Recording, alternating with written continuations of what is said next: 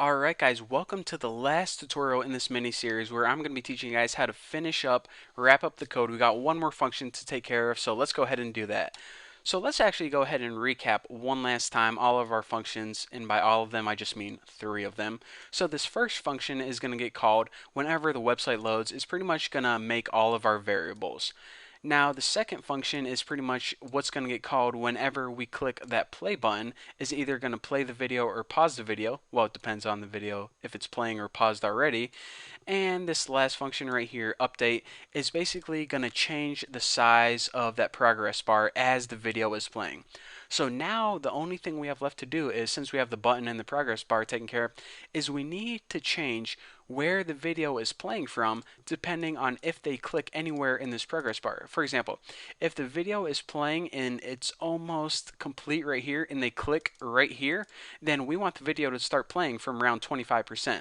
If they click right here, we want the video to start playing from 50%. So that's what we're going to be doing, and we're going to be adding a method called clicked bar. Now remember, that's the event listener that we put on the default bar. So let's go ahead and copy this so we don't, accidentally type something wrong, and we'll make that function right now. So function clicked bar, it actually takes a parameter called E.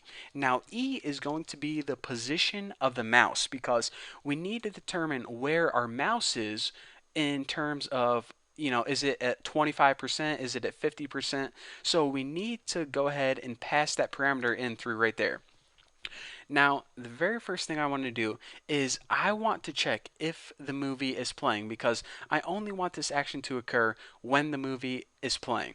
So I'm just going to go ahead and add an if statement, and I'm going to go ahead and steal some of this code from right here. If my movie is not paused and if it has not ended, then go ahead and copy that and paste that right there. So pretty much this is only going to work while the video is playing. So now what I want to do is I want to get the X position of the mouse because we don't need to determine if it's up here or down here. We just need to determine left and right because is the mouse at top or bottom, it doesn't matter. We just need to know if it's at the beginning or the end. And remember, for math class, X is left and right and Y is up and down. So the X position is the only position we care about. So make a variable and just call it something like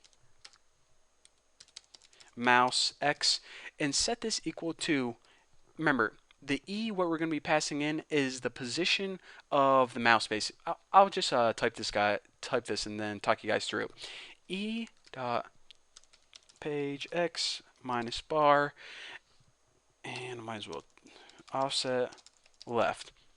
So, okay, I don't want to talk to you guys about offset. Pretty much the offset left is how far away from the left is concerning in reference to this element. And remember, this bar right here is the default bar, is the yellow bar. Basically, I don't want to talk to you guys about all this stuff because you guys should know from my JavaScript tutorials, but what this does right here is it calculates the X position of the mouse and it stores it in a variable called mouse X. So now what we can do is we need to pretty much change the position of the mouse and convert it to the starting time where the video is playing. So let's go ahead and make a new variable and I'll call it new time. And what we need to do is we need to get that X position of the mouse again. So just go ahead and hit mouse X, and what that's going to do is this is pretty much where it calculated that our mouse is. So now what we want to do is we want to multiply this by my movie duration and there we go. I knew I had it somewhere. Way too lazy to type anything twice in a row. So what we're going to be doing is we're going to figure out where they click the mouse and we're going to multiply it by the duration of your entire movie. And if you take this entire value and put it over 600 or the entire size of your bar, which mine is 600 as you can see right here, but depending on your video player it may be a little different. You can even put 600 like that, but who wants to do that? What it's going to do is it's going to give you a new starting time. So don't really worry about this formula. Just go ahead and copy it. what you need to worry about is this new time right here is it's pretty much going to take where you clicked on the mouse and convert it into a new starting time for that video. So now you want to say, okay, instead of starting from the beginning, just start playing this video wherever I clicked. So if I clicked here, it's going to play, 1 minute in. If I clicked here, it's going to play 3 minutes in. However, what we need to do is we calculated all those figures already, but now we need to say, okay, actually start playing at this point in time. So in order to do that, go ahead and reference my movie, which is the video itself, and there's a property called current time. And this is pretty much where your movie is playing at that moment. And it's going to go ahead and change every second as your movie plays, but what we want to do is we want to set this equal to the variable new time. So there is a time stored in this variable right here, and depending on which value is where our movie is going to start playing. So pretty much just go ahead and copy all this code and don't even worry about me talking, but if you want to know, the inner workings of the video player, then that's all that. So pretty much wherever you click, that's where your video is going to start playing. Now, aside from that, this is going to take care of the video playing. However, we need to take care of one other tiny little detail, and that's we need to change the width of the progress bar depending on where they clicked. So if they clicked right here, we only want the blue bar to go from here to here. If they clicked right here, then we want the blue bar to go from here to here. So in order to do that, again, we need to change the style or the width of the progress bar. So let's just go ahead and copy that code, and instead of size equals plus dot pixels, what we need to do is hit mouse X, and then we go ahead and we add the word pixels. I don't know if that's the word, just the px. So pretty much this is going to get a value from somewhere 0 to 600. If it's in the middle, let's say we click 300, then it's going to set the width of the progress bar to 300 pixels. So maybe with this line of code, you can understand all this right here. It's like once you understand one little thing, then the rest of everything makes sense, like backwards inception.